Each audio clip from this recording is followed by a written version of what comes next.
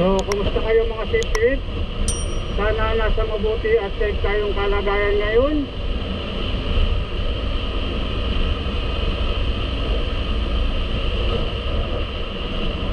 May napanood ako sa balita tungkol sa isang rider na nasagi at pagkatapos nagulungan ng isang truck.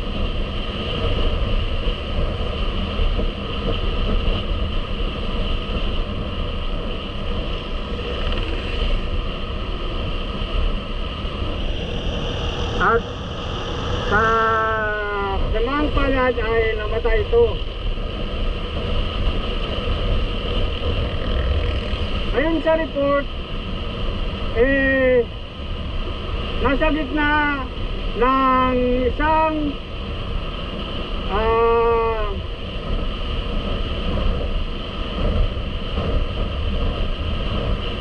refrigerated van at isang wing van ang motor. So sa dinasan nasagi daw nung wing van o container van yung motor, nagpagiwang-gewang. Saka ngayon tumimplang at pumailalim sa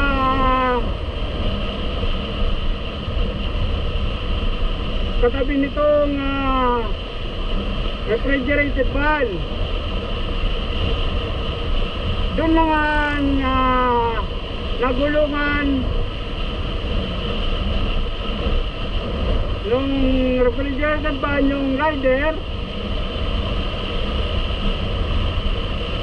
at namatay. So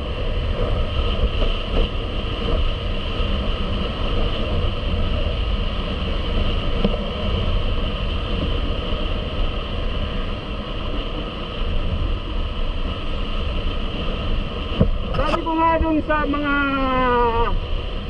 nakalipas kong video, dapat iwasan ng mga rider ang sumingit-singit sa mga malalaking sasakyan.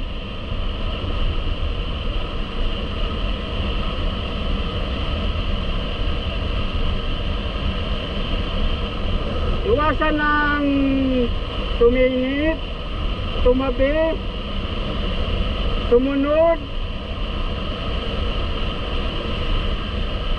sa mga malalaking sasakyan dahil kukunti marami itong blind spot,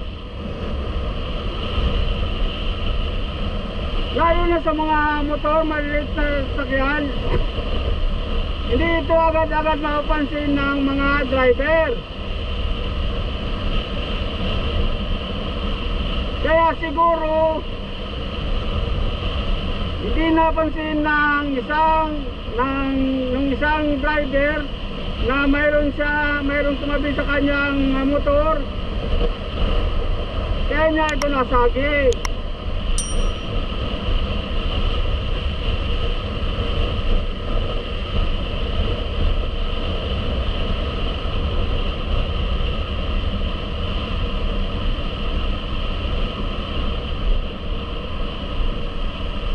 So dapat iwasan ng mga rider ang mga ganitong mga unsafe act.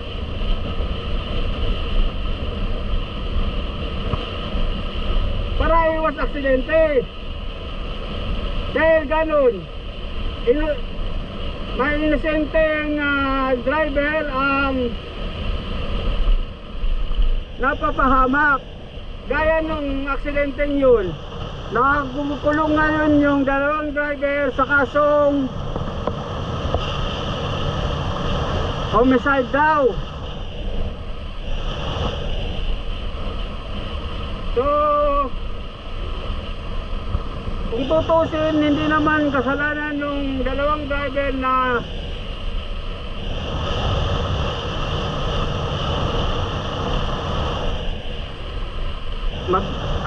hindi naman kasalanan ng dalawang driver na magkaroon o ginusto yung aksidenteng yun.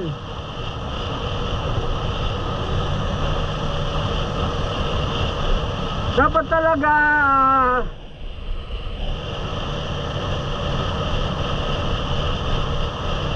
tingnan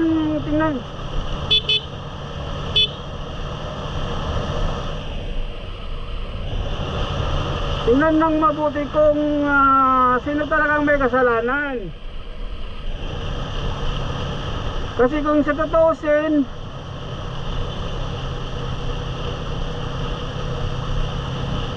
ang pananagutan lang ng dalawang driver ay yung nasagi yung sasakyan.